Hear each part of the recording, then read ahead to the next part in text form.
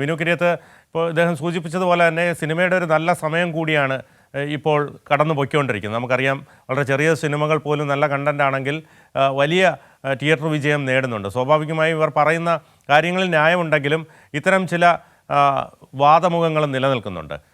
അതുകൊണ്ട് തന്നെ നമുക്കറിയാം, ഈ പറഞ്ഞതുപോലെ 42 ദിവസത്തിന് ശേഷം മാത്രമേ OTTയിൽ കൊടുക്കാവൂ എന്നുള്ളതൊന്നും പാലിക്കപ്പെടുന്നില്ല. പ്രൊഡ്യൂസേഴ്സിനെ സംബന്ധിച്ചിടത്തോളം അവർ ചെയ്ത സിനിമയുടെ പണം ഏത് വിധത്തിലും ലഭിക്കണം എന്ന് മാത്രമുള്ള ഒരു ചിന്ത മാത്രമാണുള്ളത്. ഇപ്പോൾ നമുക്കറിയാം, ബിഗ് ബഡ്ജറ്റ് ചിത്രങ്ങളൊക്കെ തന്നെ സൂപ്പർ സ്റ്റാറുകളുടെയൊക്കെ ആണെങ്കിൽ ഇപ്പോൾ അവർ തന്നെ നിർമ്മിക്കുകയാണ്. സ്വാഭാവികമായും അതിൻ്റെ OTT പ്രതിഫലം, അതോടൊപ്പം തന്നെ സാറ്റലൈറ്റ്, തിയേറ്റർ, ഇതെല്ലാം ചേർത്ത് അവർ മുൻകൂട്ടി തന്നെ പ്ലാൻ തയ്യാറാക്കുന്നുമുണ്ട്. എങ്ങനെ കാണുന്നു ഇതിനെ? ആദ്യം ഒന്ന് പറഞ്ഞോട്ടെ, മറ്റ് ഏതൊരു ഇൻഡസ്ട്രിയും പോലെയല്ല ഫിലിം ഇൻഡസ്ട്രി. ഒരുപാട് സംഘടനകളുള്ളതാണ് cinema. Producer association, theatre association, artist association, drivers union, ഇങ്ങനെ ഒരുപാട് യൂണിയനുകളുള്ള ഒരു സംഘടനയാണ്. ഇവരെ എല്ലാവരെയും ഒരുമിച്ച് നയിച്ചു കൊണ്ടുപോവുക എന്നുള്ളതാണ് ഇതിൻ്റെ സംഘാടകരുടെ ഏറ്റവും വലിയൊരു ബുദ്ധിമുട്ടെന്ന് പറയുന്നത്. ഇപ്പോൾ തിയേറ്റർ, ചുവരില്ലാതെ ചിത്രം വരയ്ക്കാൻ പറ്റില്ല എന്ന് പറഞ്ഞതുപോലെ, തിയേറ്ററിലില്ലെങ്കിൽ ഈ പ്രൊഡ്യൂസേഴ്സിന് സിനിമ പ്രദർശിപ്പിക്കാൻ പറ്റില്ല. തിരിച്ച് തിയേറ്ററുകാർ ചിന്തിക്കണം, നിർമ്മാതാക്കളില്ലെങ്കിലും അവർക്ക് സിനിമ കിട്ടില്ല.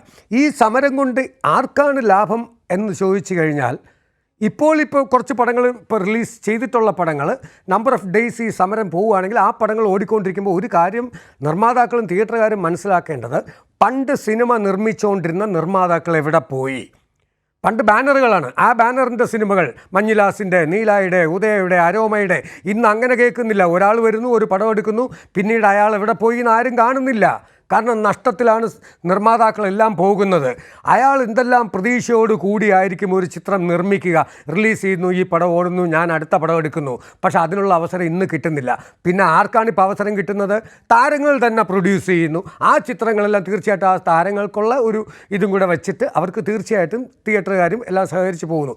ഇപ്പോൾ ഈ റിലീസ് ചെയ്യാൻ പോകുന്ന പടവും മമ്മൂക്കയുടെ പടവും ഉൾപ്പെടെ ഒരു പക്ഷേ ഈ സമരം കൊണ്ട് നല്ലപോലെ ഓടും. അല്ലെങ്കിലും മമ്മൂക്കയുടെ പടം ഇപ്പോൾ ഹിറ്റാണ്. അപ്പോൾ നമ്മൾ ഒരു കാര്യം മനസ്സിലാക്കുക, തിയേറ്റർ പൂട്ടിയിട്ടാലും നഷ്ടമാണ്, തുറന്നു കൊടുത്താൽ ഈ പ്രൊഡ്യൂസർക്ക് പടം ഓടിയില്ലെങ്കിലും നഷ്ടം തന്നെയല്ലേ. എത്ര പാവപ്പെട്ട പ്രൊഡ്യൂസേഴ്സ് അവരുടെ സമ്പാദ്യം കൊണ്ട് ഇതിലേക്ക് മോഹിച്ചിറങ്ങുന്നു. അപ്പോൾ ഈ സമരം എപ്പോഴും ഒരു സമവായത്തിലൊരു ചർച്ചയിലൂടെ, ഇത് കുറേ ദിവസം നീട്ടിക്കഴിഞ്ഞാൽ, തിയേറ്റർ അറിയാമല്ലോ, കുറച്ച് ദിവസം പഴയ തിയേറ്റർ പോലെയൊന്നുമില്ല, പൂട്ടിയിടാൻ പറ്റില്ല.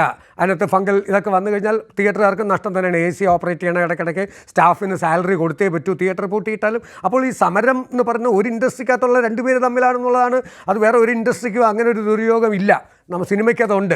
അപ്പോൾ തീർച്ചയായിട്ടും നമ്മൾ അറിയില്ല. അതുകൂടാതെ നമുക്ക് തിയേറ്ററിൽ നിന്ന് കിട്ടുന്ന 3 രൂപ സെസ് എടുത്ത് എത്രയോ കലാകാരന്മാർക്ക് പെൻഷൻ, ഇപ്പോൾ ആ പെൻഷനൊന്നും പലയിടത്തും കിട്ടുന്നില്ലെങ്കിൽ പോലും വല്ലപ്പോഴും കിട്ടിക്കൊണ്ടിരുന്ന ആ പെൻഷനും കൂടെ നഷ്ടപ്പെടുകയല്ലേ ഉള്ളൂ തിയേറ്റർ അടച്ചിട്ടാൽ. കാരണം ഫണ്ടില്ല. അപ്പോൾ അത് മനസ്സിലാക്കണം. മനുഷ്യത്വപരമായിട്ടും കൂടെ ഒന്ന് ചിന്തിക്കണം. എത്രയോ പേർക്ക് പെൻഷൻ കിട്ടുന്ന ഒരിതാണ് ആ ഒരു ടിക്കറ്റിൽ നിന്ന് കിട്ടുന്ന 3 രൂപ. അത് നഷ്ടപ്പെടുത്തരുതെന്ന് തിയേറ്ററുകാരോടും പറയുന്നു, നിർമ്മാതാക്കളോടും പറയുന്നു. ഇതെങ്ങനെയെങ്കിലും ഒന്ന് പെട്ടെന്ന് തീർത്ത് പറ്റുന്നത് അടുത്ത ആഴ്ച തൊട്ട് സിനിമകൾ റിലീസ് ചെയ്യണം. ചർച്ചകൾ ചെയ്യൂ. അല്ലാതെ ഇവിടെ വാശിയും ഇതൊന്നും ആരും എടുക്കരുത്. ഒഴിവാക്കിക്കൊണ്ട് ചർച്ചകൾ ചെയ്യേണ്ടതാണ് അനിവാര്യം. ചർച്ചകൾ ചെയ്ത് മുന്നോട്ട് വരണം.